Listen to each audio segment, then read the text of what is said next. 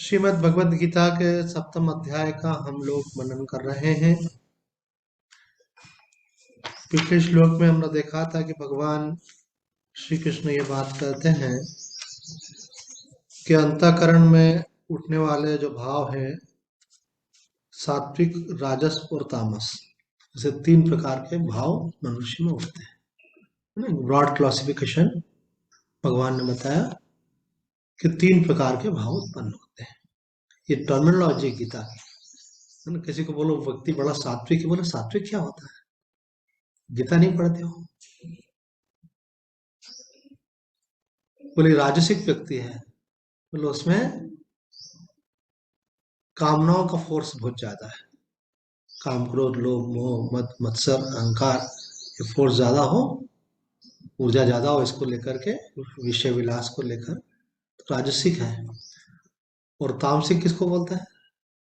तामसिक जो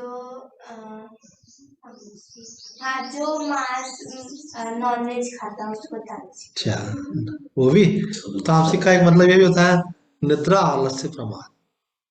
जिनके जीवन में तमोगुणी होते हैं उनके जीवन में निद्रा, आलस्य, प्रमाद रहता है। और भोजन की दृष्टि से जो आपने बताया ठीक है, वो तामसिक भोजन जो है, नॉनवेज भोजन तामसिक कहलाता है। और प्याज लहसुन भी तामसिक कहलाता है, पर वो थोड़ा माइल्ड है, मतलब हल्का तामसिक है। और नॉनवेज जो है स्ट्रांग वाला तामसिक है। इसलिए जिनको भगवान की तरफ बढ़ना हो, धीरे धीरे फिर उनको इन चीजों को छोड़ना चाहिए। कल एक महात्मा से एक लड़की पूछ रही थी कि महाराज जी, हमारे गुरुजी ने कहा है कि प्याज लहसुन नहीं खाना चाहिए, लेकिन मेरे बच्चे विदेश रहते हैं, तो वहां जाती हूँ तो फिर वहां के भोजन में मेरा खाना हो जाता है, और फिर मुझे थोड़ा अच्छा भी लगता है, इसलिए भी मैं खा लेती हूँ। तो हम ये जो बेसिक चीजें हैं वही नहीं कर पा रहे हैं, इसमें आपका मार्गदर्शन चाहते हैं। तो महाराज जी ने कहा कि मुख्य बात है भगवान का भजन करना, ध्यान करना, अपना जीवन पवित्र रखना, और ये आरंभिक बातें हैं। अगर ये कर सको तो अच्छी बात है, लेकिन अगर ये नहीं कर पाओ तो सारी ऊर्जा इस पे मत लगाओ।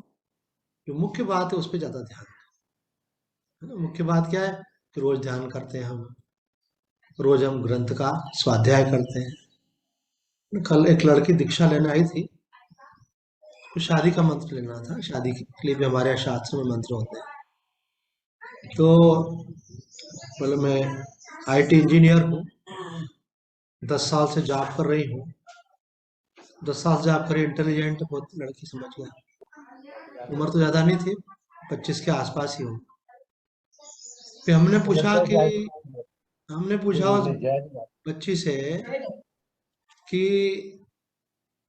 कभी गीता, रामायण या भागवत पढ़ी? नहीं। वेद तो छोड़ ही दो, वो तो कठिन है, तो गीता, रामायण, भागवत पढ़ी कभी नहीं। मैंने क्या रोज कुछ पूजा पाठ करते हो, कुछ हनुमान चालीसा या दिए भगवान को दीपक लगाना? नहीं। ये सारा कारण माता पिता पे जाता है। माता पिता बच्चों को संस्कार नहीं दे रहे, और ये कारण से आप देखो हिंदू धर्म दबता जा रहा है। मुस्लिम धर्म में देखो, इनका एक दिन है, हम स्कूल में पढ़ते थे तब भी देखा था, एक लड़का मुसलमान हमारी क्लास में था, बोला आज तो जुम्मा है, नमाज पढ़ने जाना है। वो अपने नमाज के प्रति पक्के हैं आप देखो ये संडे के दिन चर्च जाएंगे आप, कौन? जो क्रिश्चियन होंगे। मुसलमान है वो जुम्मे के दिन नमाज पढ़ने मस्जिद में जाएंगे, उससे उनका संगठन बना हुआ है। हमारे लिए कोई दिन नहीं है। हमारे लिए भगवान ने 7 दिन रखे, लेकिन हमने 7 को ही छोड़ दिया। ऐसे सबसे बड़ा अपराध माता पिता का बता, ये इस अपराध की सजा भुगत भी रहे हैं, भुगतना शुरू हो चुकी है। बच्चे माता पिता को कोई काउंट नहीं करते। आप बोलते रहो सुनेंगे नहीं, आप क्यों? संस्कार ही आपने नहीं दिया उनको। अब एक एज के बाद बोलते हैं बच्चे कहना नहीं मानते, तो आपने पहले कौन से संस्कार दिए? तो ये अपराध है आपका। कुत्ते बिल्ली बच्चों को पैदा करते हैं, ऐसे मनुष्य भी करने लग जाए और संस्कार नहीं दे, तो फिर क्या फर्क रहेगा? उनमें कोई संस्कार नहीं रहता है। मनुष्य और पशु में क्या फर्क रह जाएगा? संस्कार देना बहुत जरूरी है, चरित्र का संस्कार देना चाहिए उनको। धर्म के संस्कार देना चाहिए। ये हमारी परंपरा थी, पहले हमारे बड़ों ने हमको दिए हैं, है ना। हमारे पास जो साधक आते हैं वो भी बताते हैं, हमारे माता पिता ने हमको सिखाया ये, इसलिए तो अब हमको चाहिए हम अगले जनरेशन को भी दें। सारा कंसंट्रेशन एक बात के ऊपर, पढ़ाई पढ़ाई पढ़ाई। पढ़ाई के द्वारा चरित्र का निर्माण थोड़ी होता है। आप वो विद्या पढ़ लोगे, आपको नौकरी अच्छी मिल जाएगी। सब लोग पैसे के पीछे पागल, पैकेज पैकेज पैकेज, और अच्छा पैकेज मिले ऐसा। और हालत ये हो गई कि माँ बाप के पास बच्चे रह नहीं रहे, विदेश रह रहे हैं। बहुत दुखद है ये।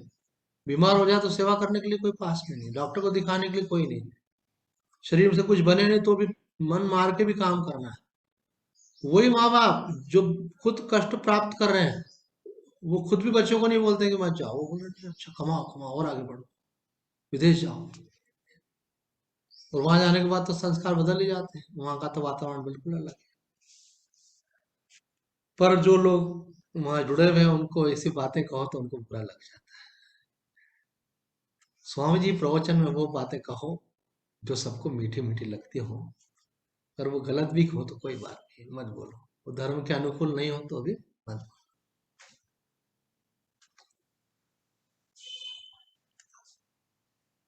ये जो है आजकल तो खूब व्हाट्सएप पे मैसेज आ रहे हैं, हिंदू मुसलमान को लेके भी आ रहे हैं।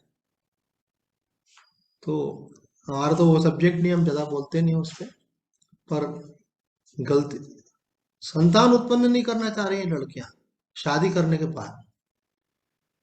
पहले तो शादी नहीं करना चाह रही है बहुत सारी लड़कियां, उसके बाद जिनकी शादी हो गई वो संतान नहीं करना चाह रही है, और जिनको एक संतान हो गई तो बोले बस बहुत हो गया, चाहे लड़की हुई है बहुत हो गया। और वो देखो उनकी संख्या,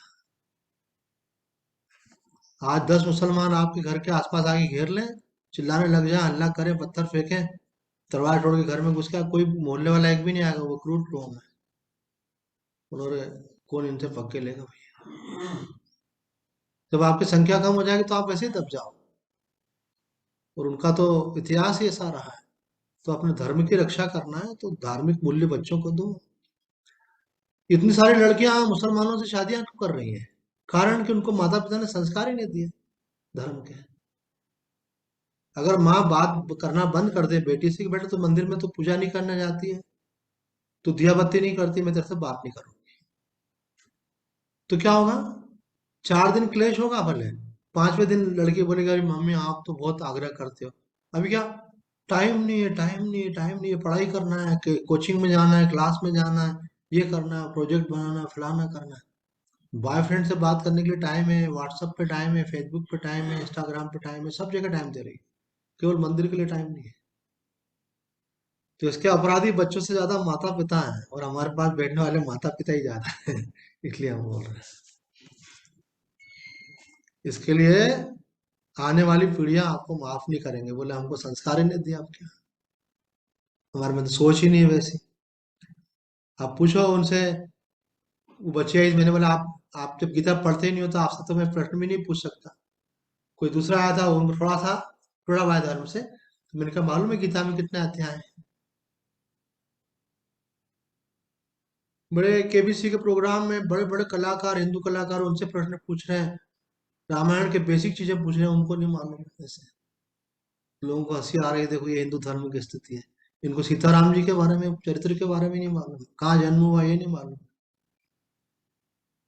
भगवान की माता का नाम क्या था ये नहीं मालूम। आप धर्म से कितने विमुख होते जा रहे हैं। फिर आपको बोले एक श्लोक बोल के बताओ, एक मंत्र बोल के बताओ, तो कहाँ से बोल के बताओ? है ना? हिंदू मुसलमान का जब दंगे होते हैं और कोई मुसलमान किसी हिंदू को पकड़ लेता है, तो वो सिखा देते हैं दुआ को, अगर तुम वो पूछे ना कुरान की आयत गा के बोल के बता, तो अगर मुसलमान है तो अगर आयत बता देगा तो वो समझ जाएंगे कि हाँ ये मुसलमान है। तो उनके यहाँ तो हर वो मान के चलते हैं कि अगर कोई मुसलमान है तो उसको कुरान पढ़ा है उसने। आप हिंदू धर्म में आप मान नहीं सकते कि किसने, हिंदू धर्म वाला उसने रामायण पढ़ी है, गीता पढ़ी है, भागवत पढ़ी है। धिक्कार है, ऐसे शर्म से मानना चाहिए। कल एक महाराज जी इतनी गालियां दे रहे थे, कटु वचन बोल रहे थे, वीडियो उनका आया व्हाट्सएप पे, और उसमें लिखा था नीचे अवश्य पढ़ें, अवश्य शेयर करें। उन्होंने कहा मुसलमान लोग सब टोपी लगा के बुर्का पहन के यूपी में वोटिंग करने के लिए जा रहे हैं, हिंदू सारे मक्कार घर में पड़े हुए हैं, बोलो तुम्हारे बहन बेटों की इज्जत लूटेंगे यही लोग, देख लेना, इनको एक बार सत्ता में तो आने दो, क्या हालत करेंगे तुम्हारी देख लेना। जो उनके पक्ष वाले लोग हैं वो तो आज अभी ऐसा सब कर रहे हैं व्यवहार, तो बाद में क्या करेंगे।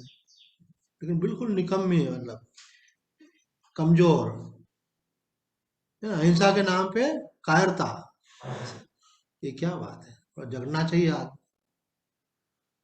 तो अभी नहीं जगे तो फिर बाद में पछताना पड़ेगा। ऐसे कई धर्म आए और चले गए, तो सनातन है, फिर मूल बना हुआ है उसका आज तक भी। ये कोई निंदा करने के लिए नहीं बोल रहे हैं, जगाने के लिए बोल रहे हैं ऐसे।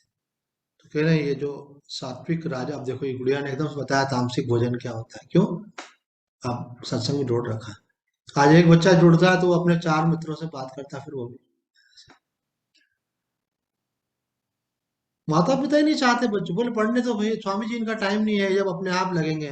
फिर बोलते हैं अभी वो खाना ढंग से नहीं खाया तो आप आग्रह करते हो कि नहीं, कपड़े कुछ भी पहने तो आप नहीं बोल रहे हो, फोन पे लगे रहते हैं तो नहीं बोल रहे हो आप उनको, रात रात बैठ के फोन पे लगे हुए क्या देख रहे हैं क्या मालूम है आप। पढ़ाई रात को ही करेंगे, दिन में करेंगे। संस्कार ही बिगाड़े, तामसिक बना दिया। हमारे गुरुदेव स्वामी जी या वो तो युग दृष्टा थे, पूज्य स्वामी कटानंद जी, वो तो ऋषि थे। उनकी बात कभी अन्यथा नहीं हो सकती, जैसे भगवान की बात अन्यथा नहीं हो सकती है।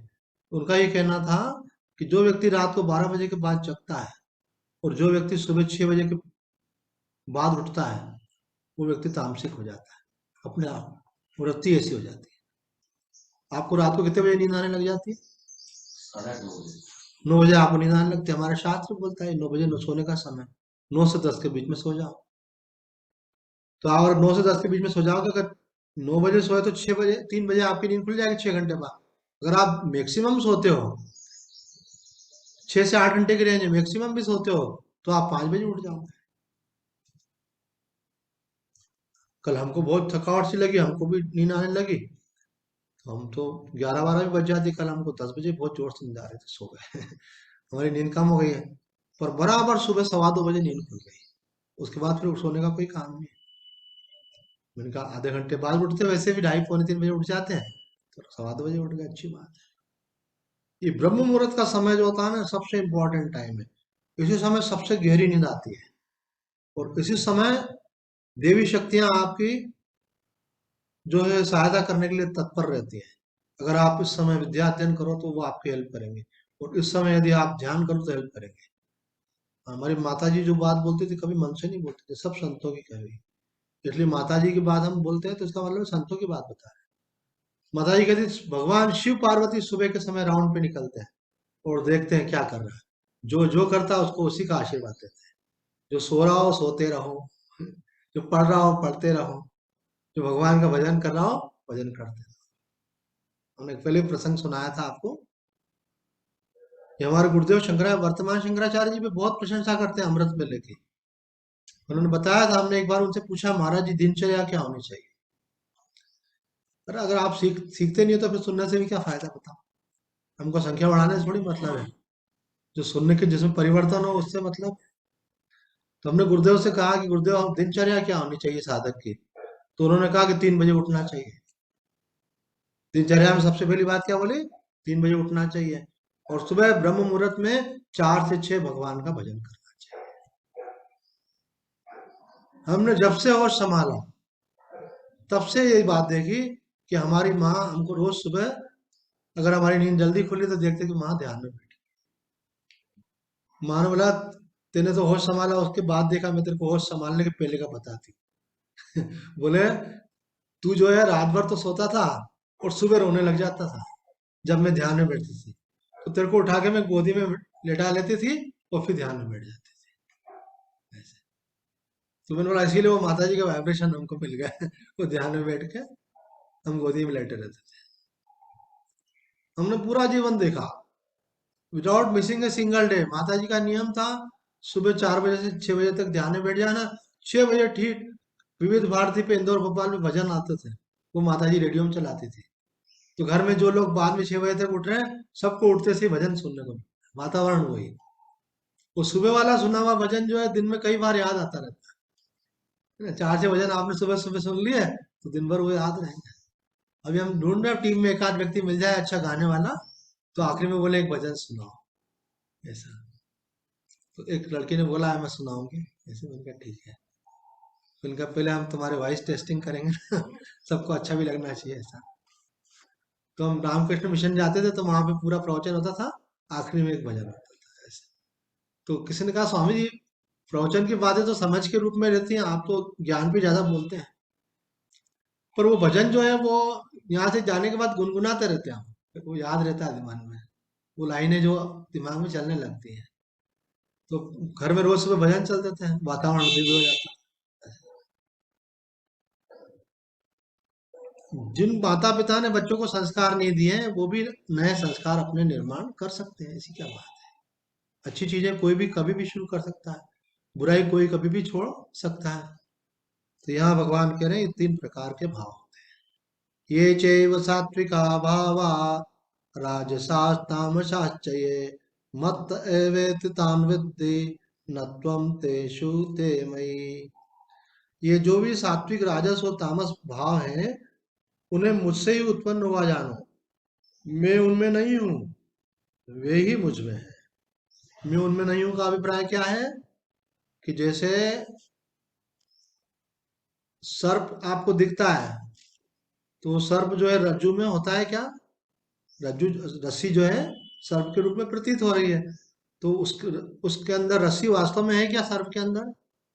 कोई बोले सर्प के अंदर रस्सी होती है, तो कोई बोलेगा रस्सी कहाँ से होती है, सर्प में कोई रस्सी नहीं होती है, लेकिन रस्सी के कारण सर्प प्रतीत हो रहा है। तो कहते हैं कि ये सब मुझसे ही है, अर्थात रस्सी के कारण ही सर्प है, भगवान के कारण ही जगत। जगत किसमें प्रतीत हो रहा है? परमात्मा में। भगवान कह रहे उनमें मैं नहीं हूं, अर्थात रज्जु में सर्प, सर्प में रस्सी नहीं है, लेकिन वे मुझ में है। तो बोले रस्सी में सर्प है क्या? बोले है नहीं, लेकिन प्रतीत उसमें होता है, इसलिए कहा जाता है उसमें इसकी प्रतीति हो रही है। इसी बात को भगवान ने आज जो नया श्लोक ले रहे हैं उसमें भी कहा है, त्रिभिड़ गुणमयैर्भावैर् एभिः सर्वमिदं जगत् मोहितं नाभिजानाति मामेभ्यः परमव्ययम्। बोले तीन प्रकार के गुण हैं, अभी जो बताया ना सत्व रज तम, तीन प्रकार के गुण हैं। इन तीनों गुण रूप भावों से मोहित यह संपूर्ण जगत प्राणी मात्र इन गुणों में से अतीत और अविनाशी मुझे नहीं जानता। जो इन गुणों की स्वतंत्र सत्ता देखते हैं भगवान को नहीं देखते हैं। उनको संसार तो दिख रहा है, संसार के नाम रूप तो दिख रहे हैं, यहाँ की चकाचौंध, यहाँ का भोग, यहाँ का ऐश्वर्य तो दिख रहा है, लेकिन भगवान नहीं दिख रहा है।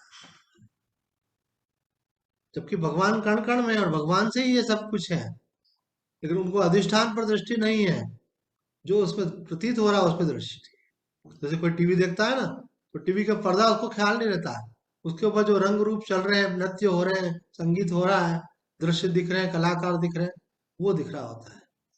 लेकिन वो अगर दिख रहा है तो कहाँ दिख रहा है? बोले टीवी का स्क्रीन है ना, उसके ऊपर दिख रहा है। तो चालू होने के पहले स्क्रीन था, और पूरा हो जाने के बाद भी केवल स्क्रीन रहेगा, और बीच में भी स्क्रीन ही है, आप स्क्रीन को देख रहे हो, रंग रूप उस पर प्रकट हो रहे हैं और उसी में लीन हो जाते हैं। तो भगवान कहते हैं ये सब, ये जो तीनों गुण हैं, इसमें जो व्यक्ति मोहित हो गया है, मतलब भगवान को भूल करके इससे तादात्म्य कर लिया है। भगवान भाष्यकार आदि शंकराचार्य जी महाराज कहते हैं मोहितम का अर्थ यहाँ पे है विवेक शून्य कर दिया जाता है, उसका विवेक ढक जाता है, भगवान का कोई ज्ञान नहीं उसको। उसको संसार में जो चीज सुख दे रही है वो अच्छी लग रही है, जो चीज दुख दे रही है वो खराब लग रही है, बस इसी में लगा हुआ है। जिससे उसको सुविधा मिल रही है, सुरक्षा मिल रही है, वो चीजें अच्छी लग रही है। धन आपको सुरक्षा देता है, धन आपको सुविधा देता है, तो धन आपको अच्छा लगता है। तो आप अपने शरीर को केंद्र में रख करके, उधर भगवान नहीं दिख रहा है और इधर आत्मा नहीं दिख रही है, संसार में व्यापक भगवान नहीं दिख रहा है अज्ञान के कारण, और इधर अपने अंदर आत्मा नहीं दिख रही है, अपने अंदर ही दिख रहा है मैं तो पैदा हुआ हूँ, मैं तो लड़का हूँ, मैं तो लड़की हूँ, मैं इतने साल का हूँ, अपने को शरीर मान रहे हैं।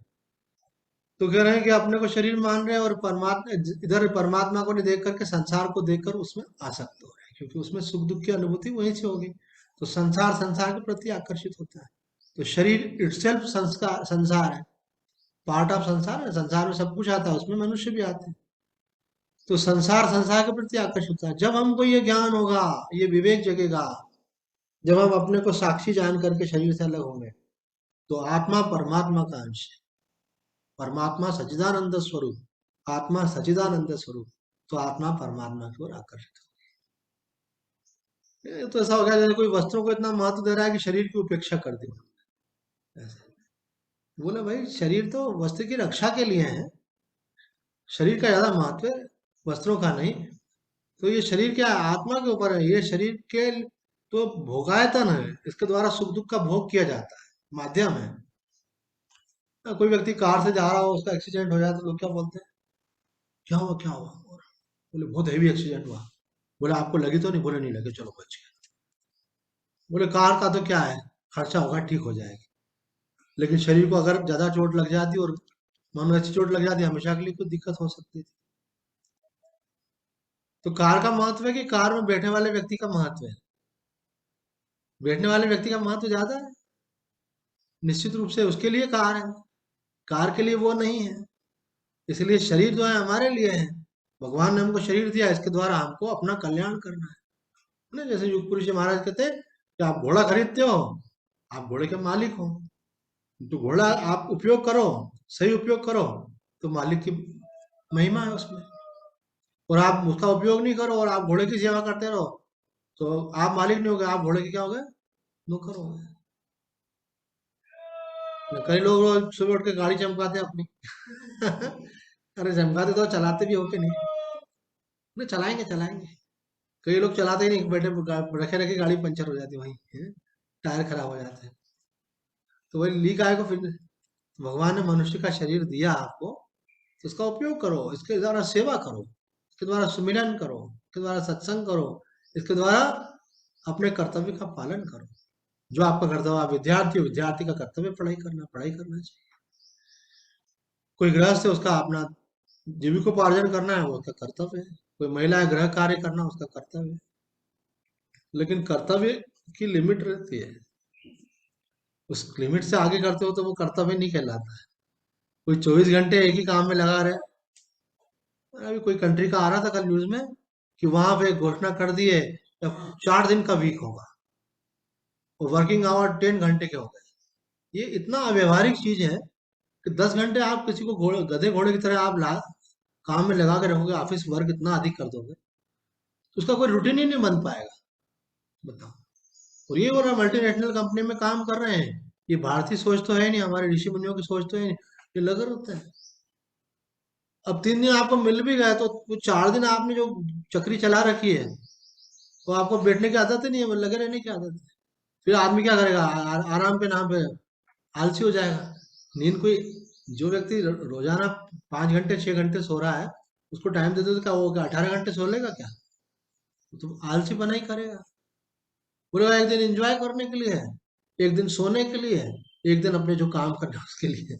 ये कौन सी अकल? ये बेअकल लोगों को अकल वाले सिखा रहे हैं, और अकल वाले उनको फॉलो कर रहे हैं, क्योंकि नौकरी करने वहां जा रहे हैं बेचारे, कंपनियों में काम कर रहे हैं, पैसा उनसे मिल रहा है। नारायण नारायण नारायण, कलयुग का प्रभाव है सब। हमारे ऋषि मुनियों ने कहा है, वो लौट के आपको वहीं आना पड़ेगा। एक स्वस्थ दिनचर्या होनी चाहिए। हमको एक सीनियर डॉक्टर ने बोला कि स्वामी जी आपको मालूम नहीं है, ऐसा बोलते हैं सफल व्यक्ति तो वही है जिसको आगे चल करके बीपी और शुगर हो जाए। क्यों? क्योंकि उसने इतना स्ट्रेस दिया है अपने आप को आगे बढ़ाने के लिए, पूरी ऊर्जा लगा दी है अपने को सफल बनाने के लिए, कि उसका ये होना बहुत स्वाभाविक है, ऐसा बोले। अगर नहीं हुआ इसका मतलब उसने किया ही क्या? अभी बताओ, शरीर को बिगाड़ना कोई सफलता है? ये सफलता ये आप मस्त रहो, स्वस्थ रहो, आनंदित रहो, एक अच्छी दिनचर्या हो, आपका शरीर भी स्वस्थ हो, आप परिवार के लिए भी कर सको, समाज के लिए भी कर सको, आप अपने आध्यात्मिक उन्नति के लिए कर सको। एक विद्वान ने कहा अपने जीवन को 6 भागों में विभाजित करो। एक भाग आपको शरीर को स्वस्थ रखने के लिए देना है, कुछ समय आपने व्यायाम करना है अपने शरीर के लिए। एक स, एक समय आपको 24 घंटे उसमें एक समय आपको निकाल करके किसको देना चाहिए? धनोपार्जन के लिए। अगर पैसा नहीं होगा तो जीवन कैसे चलेगा, तो उसके लिए खींच दीजिए। एक समय आपको निकाल करके देना चाहिए परिवार के लिए। और पैसा भी है, स्वास्थ्य भी है, लेकिन आप परिवार की उपेक्षा करोगे तो कितने दिन चलेगा?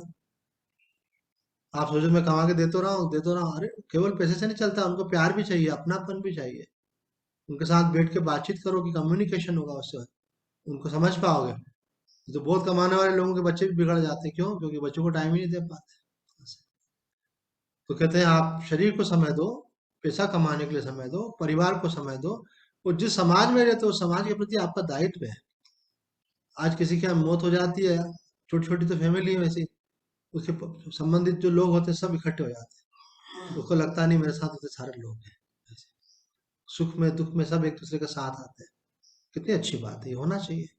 हमारा देखो उठावना होता है किसी को, कैसे कितनी भीड़ होती है समाज की, ये हमारी परंपरा चल रही है अभी भी। बस तो कोई बोले यार मेरे नहीं जाने से कोई उसका उठावना रुक जाएगा क्या, वो तो होगा ही सही, मैं तो नहीं जाता है।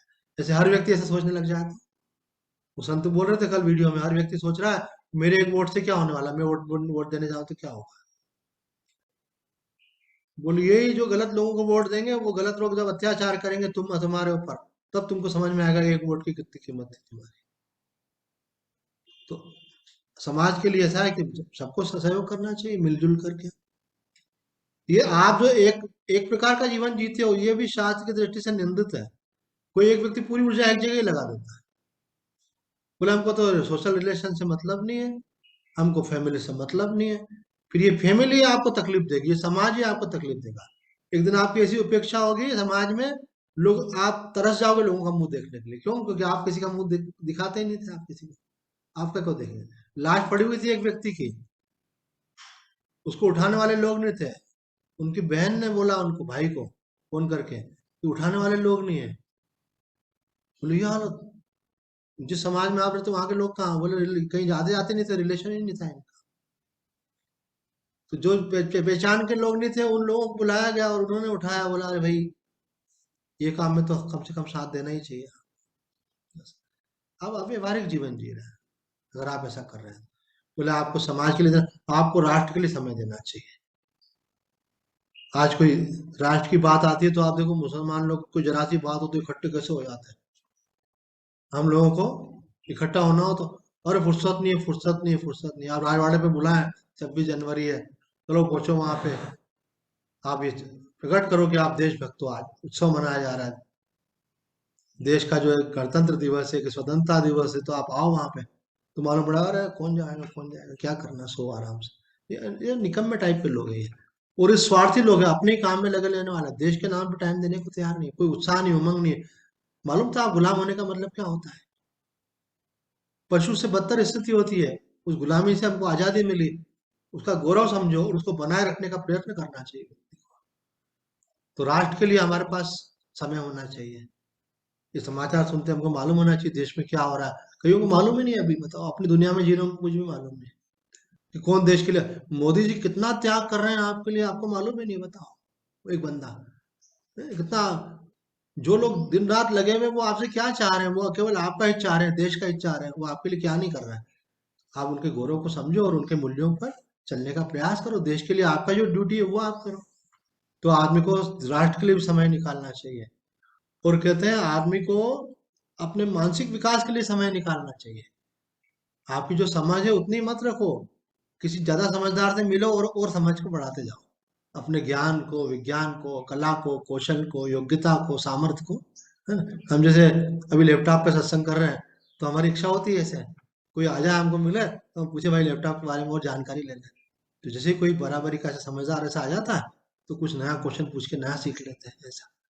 तो सीखने से ज्ञान बढ़ता है, रुकना नहीं है, बढ़ते जाना है ये। ऐसा कहते हैं कि वो व्यक्ति की एज खत्म हो गई जिसने सीखना बंद कर दिया, पर कोई उसकी एज लिमिट नहीं है। अगर आपने सीखना बंद कर दिया तो आप ओल्ड हो गए।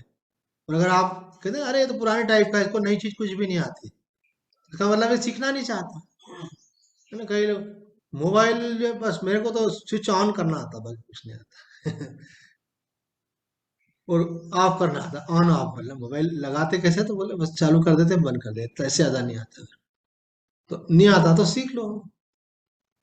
जैसे कई लोग घर में टीवी बहुत सारे फंक्शन है लेकिन आते नहीं, तो भाई लाए क्यों? बोले हम तो अपना वाला बच्चे को बोलते थे चला दो। एक मैंने न्यूरो सर्जन से पूछा था कि बुढ़ापे में आदमी जो सठियाता है उसकी मानसिक योग्यता कम हो जाती है, तो वो उसका कारण क्या है बायोलॉजी के हिसाब से? तो बोले जब अपन यूज करना बंद कर देते तो वो चीज धीरे धीरे खराब होने लगती है। तो बोले आप जितना मस्तिष्क का यूज उपयोग करोगे उतना आपका मस्तिष्क लंबे समय तक चलेगा। जब आप बोलते हो मेरे को क्या करना सोच के, मेरे को नहीं सोचना है, मेरे को नहीं देखना है, मेरे को नहीं समझना, इसका मतलब आप बुद्धि का उपयोग बंद कर रहे हो। आप किसी चीज का भी उपयोग बंद कर दो, आप देखो अगर कोई तपस्या कर रहा हो और एक हाथ बिल्कुल उसने एक पोजीशन में रखा हुआ है, वो 12 साल तक उसी पोजीशन में रहेगा, तो फिर उसके बाद उठाया तो उठेगा क्या? वो हो गया परमानेंटली गया। मौन तक का होता है ऐसा। कोई लंबा मौन रख लेते हैं उसके बाद मौन खोलते तो वो उनकी वहाँ गला साथ नहीं देता, मौन ही हो जाते हैं। इसलिए बोलते हैं भाई भगवान का नाम का उच्चारण करो बीच में, और कुछ नहीं तो इतना ही कर लो। छोटे मौन में नहीं, लंबा मौन रखना हो तो वो भी रखा जाता है, या फिर बीच में ब्रेक करके फिर रखो आप। तो कहते हैं कि मानसिक योग्यता का भी विकास करना चाहिए। और सबसे इम्पोर्टेंट, सबसे खास बात, अगर आपके पास पैसा भी है, शरीर भी है, समाज के लिए भी आप जाने माने, सब कुछ है, सोशल अवेयरनेस, आपको सब कुछ है, लेकिन अगर आपके मन को शांति नहीं है तो, आपका मन खुश नहीं है तो, हमेशा आपके मन में तृष्णा लगी हुई है, ये मिल जाए वो मिल जाए, आप ईर्ष्या करते हैं, उसको क्यों मिल गया उसको क्यों। आप जो है ना आपस में, ये लोग अपने निकट वालों से ईर्ष्या करते हैं, भाई भाई से ईर्ष्या करेगा, परिवार में ईर्ष्या करते हैं, जैसे दिरानी जेठानी आपस में सबसे ज्यादा करती हैं। अगर दिरानी जेठानी की प्रशंसा कर दे एक दूसरे की तो समझना कि वाह भाई क्या बात है, ऐसे आप अपने पड़ोसी की प्रशंसा कर दो मतलब बहुत बड़ी बात है ऐसे। इसलिए वो ईसाई धर्म में तो लिखा है बाइबल में कि पड़ोसी के लिए लिखा है कि जो पड़ोसी से प्यार करो, है ना। तो वह पड़ोसी से क्यों करो भैया, पूरे से सब दुनिया से ही करो। बोले नहीं, दुनिया से तो आप कर लोगे, पड़ोसी से करना कठिन है, क्योंकि उसके घर का कचरा कभी उड़ के आ गया, कभी उसने सामान आपका आपके घर के सामने रख दिया, अथवा आपने अपना सामान उसके सामने रखा तो एकदम से आपत्ति लेगा वो आपसे। तो तकलीफ तो उसी से होती है ना। तो उससे अगर आपने प्यार कर लिया तो मतलब बाकी जगह तो कर ही लो। कहते हैं कि शहर साफ है कि नहीं देखना हो तो धोबी घाट देखो, ऐसी कहावत है। और घर साफ है कि नहीं जाके उसका टॉयलेट देख लो, बोले टॉयलेट साफ रखा मतलब घर तो साफ होगा ही सही उसका। लड़की की परीक्षा करनी हो, खाना बनाना आता है कि नहीं, तो एक चीज बोलते थे बोले ये बना के लिया, और बोला हाँ इतना ये आता है तो वो भी आता ही होगा ऐसे। तो कहने का मतलब है अपने जीवन का सही उपयोग करें, अपने परिवार को समय देने का मतलब है बच्चों को भी संस्कार देना, बैठे उनके साथ बातचीत करें, कम्युनिकेशन होना चाहिए। कहते हैं बाकी समय भले इधर घूमते घूमते फिरते रहो, पर साथ में बैठ के भोजन करो। भोजन करोगे तो दिल की बात एक दूसरे से कर लो।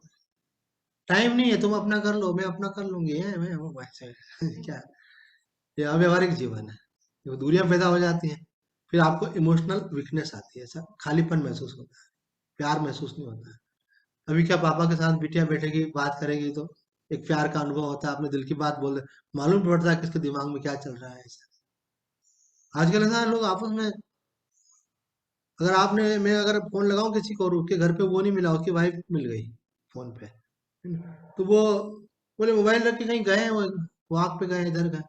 तो मैंने कहा आप उनको बोल देना, बोले जी, वो जी रह जाता है, वो फॉरवर्ड ही नहीं होता है। क्योंकि आपस में बात करने का उनका मौका ही कम पड़ रहा है।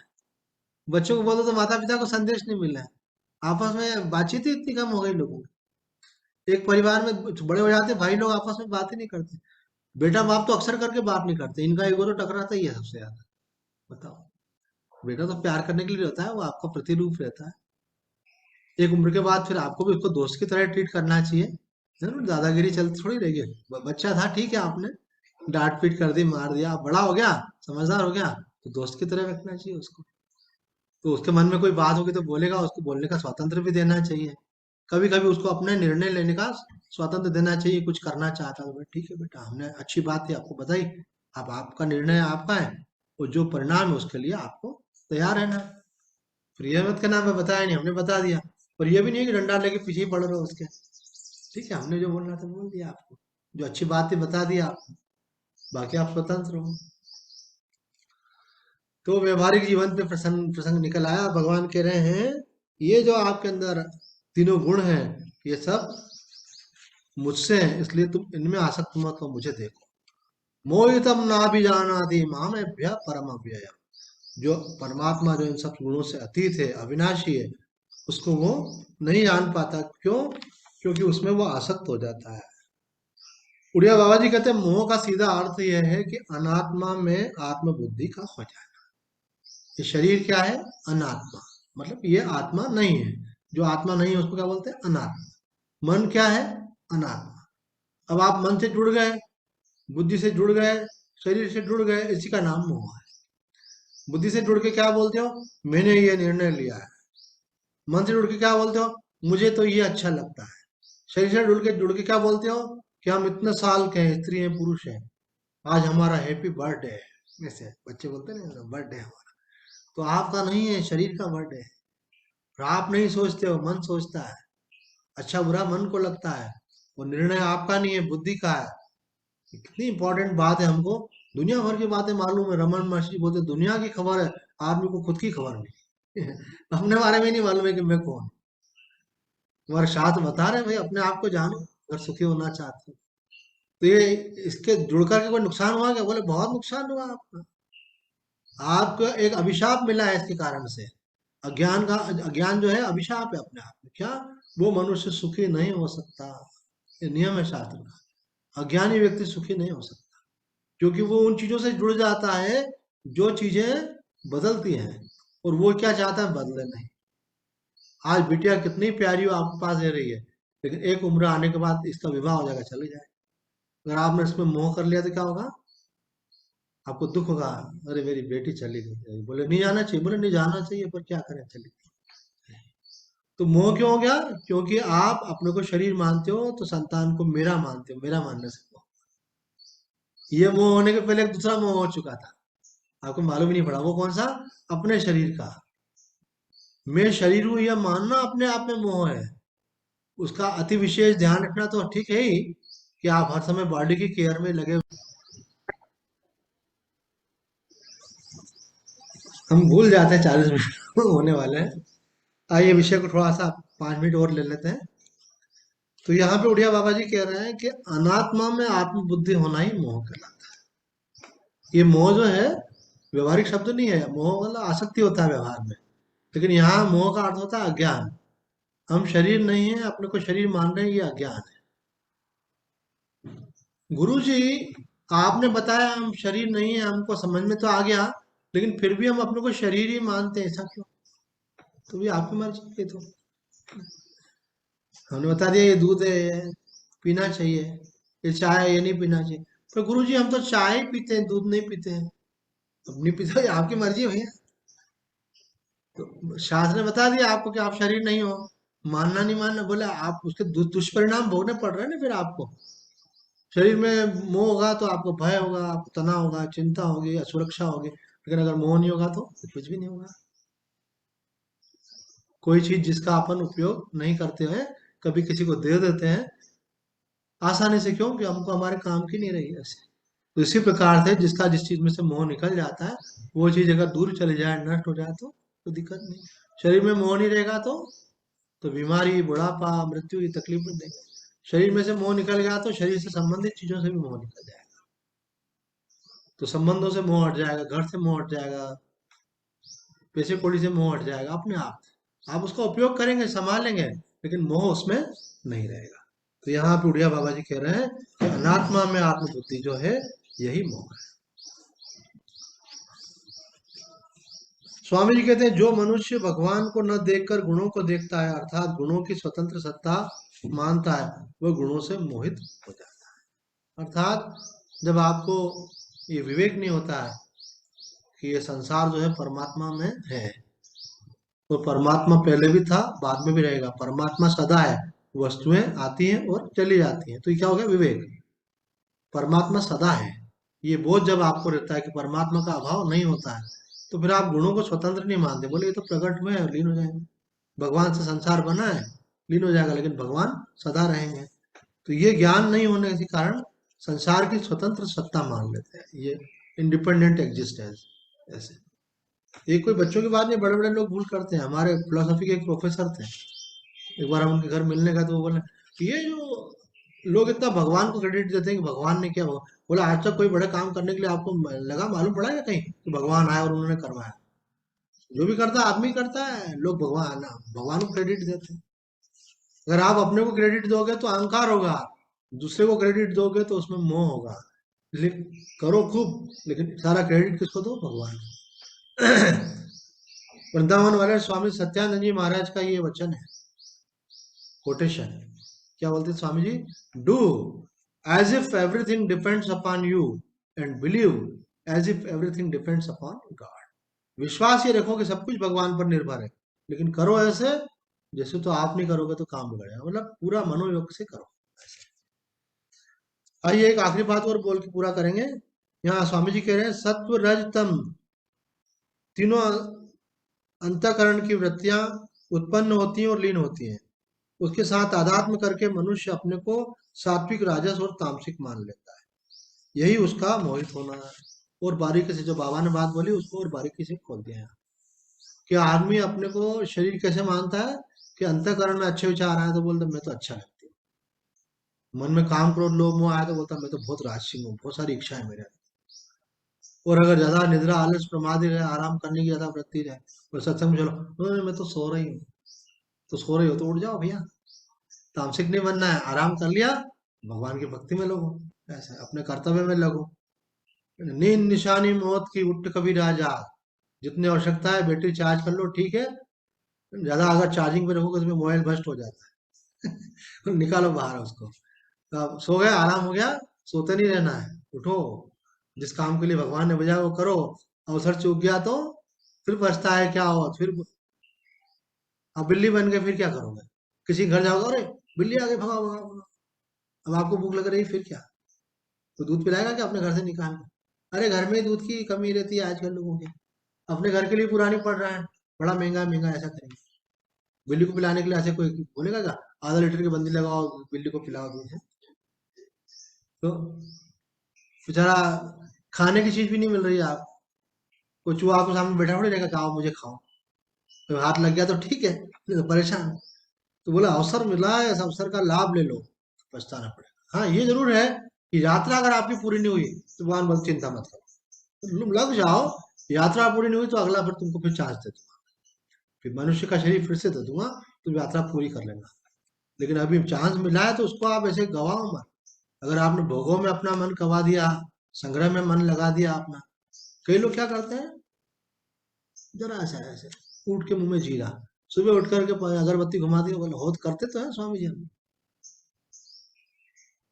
और अगरबत्ती भी ऐसे घुमा देती स्पीड से कि जल्दी जाना है, तो ऐसे फटाफट फटाफट घुमाएंगे उसको यूं करके। तो मतलब भगवान को बत्ती दे दी, ऐसे बोलते हैं ना अपन लोग, बोले दिया बत्ती, बोले बत्ती दे दिया, अरे, निपटा रहे थे। एक आश्रम में रहते थे हम, तो वहाँ एक सेवक था, सेवक तो बहुत फास्ट फास्ट, मैंने कहा इतने फास्ट और भी काम है अभी मेरे को बजा। बोले आप तो धीरे धीरे घुमाने का बोलते।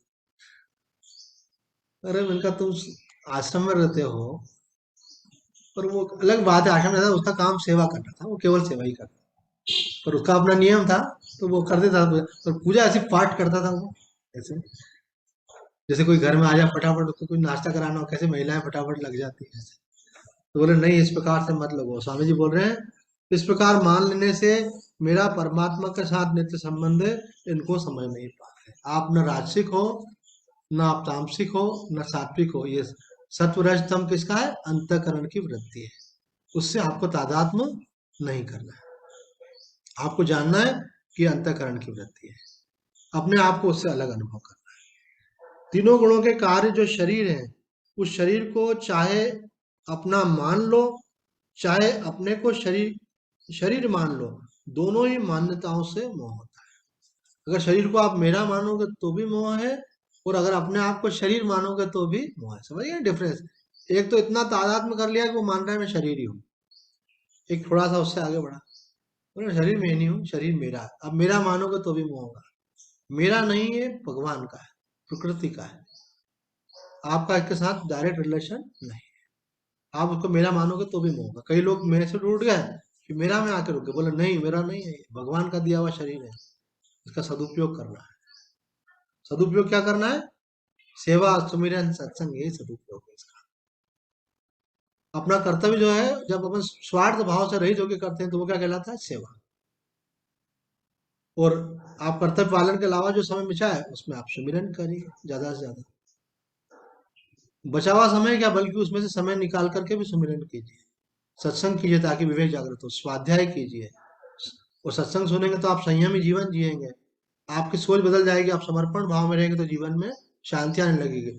जब पूर्ण रूप से अहंकार का विलय हो जाएगा समर्पण भाव से, तो वो आपके जीवन के लक्ष्य की पूर्णता होगी। तो आज इतना ही कहकर अपनी वाणी को विराम देते हैं। ओम पूर्णमद पूर्णमिदम पूर्णात् पूर्णमुदच्यते पूर्णस्य पूर्णमादाय पूर्णमेवावशिष्यते। ओम शांति शांति शांति। हरि ओम तत्सत्।